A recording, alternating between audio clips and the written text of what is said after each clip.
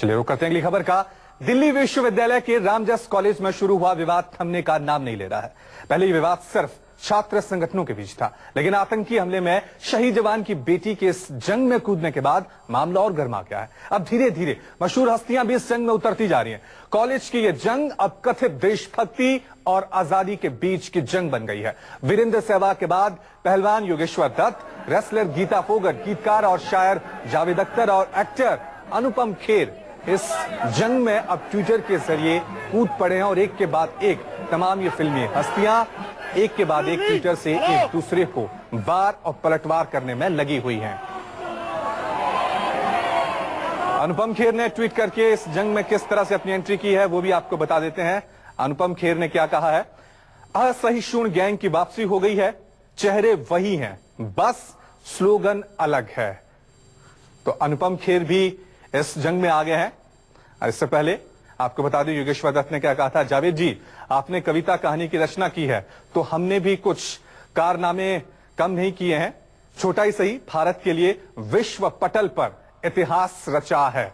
आपको बता दें कि जावेद अख्तर ने एक ट्वीट किया था जिसके जवाब में योगेश्वर दत्त का यह ट्वीट आया था। बबीता फोगट ने क्या कहा था? जावेद जी, मैंने जब स्कूल देखा भी नहीं था तब से भारत माता की जय बोल रही हूं। तो बबीता फोगट ने भी इस पूरे मामले में अपना बयान दिया है। जावेद अख्तर ने कहा था कि कुछ जो पहलवान हैं वो बमुश्किल पढ़े लिखे हैं, उनका बयान समझ में आता है।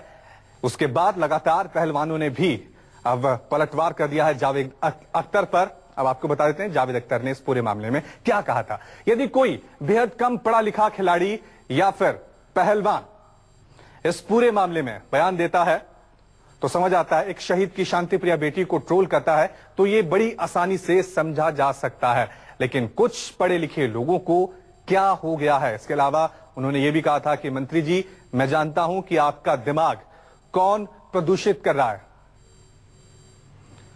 चलिए इस खबर पर और ज्यादा जानकारी के लिए सीधा रुक करते हैं हमारी संवाददाता दिव्या अग्रवाल का। दिव्या, लगातार ये जंग जो थी पहले कॉलेज के अंदर छात्र संगठनों के अंदर चल रही थी, लेकिन अब ये जंग फिल्मी हस्तियों और सियासत के सुरमाओं के बीच भी चली आ रही है। तो ये आपको नहीं लग रहा कि कुछ ज्यादा ही सियासत इस पूरे मामले में गर्मा गई है?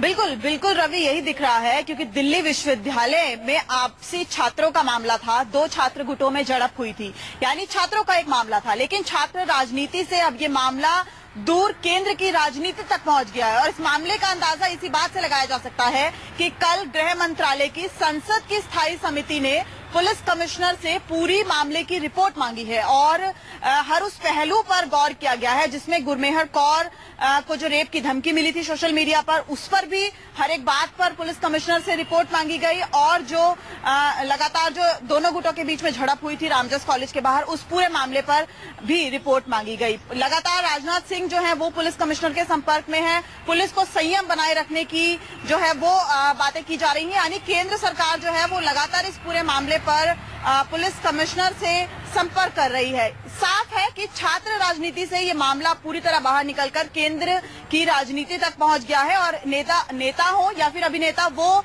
इस जो चूंकि ये मामला इतना तूल पकड़ चुका है तो हर कोई इस पर अपना रिएक्शन देने को आतुर नजर आ रहा है। और जाहिर सी बात है, देशभक्ति की आड़ में हर कोई जो है वो लाइमलाइट में आने की कोशिश में लगा हुआ है, लेकिन छात्रों के हितों की बात कोई नहीं कर रहा है। चूंकि छात्रों के हितों की बात मैं यहाँ पर इसलिए कहना चाहूंगी क्योंकि ये जी दिव्या, बहुत बहुत शुक्रिया इस तमाम जानकारी के लिए। तो इस पूरे मामले में सियासत गर्मा गई है।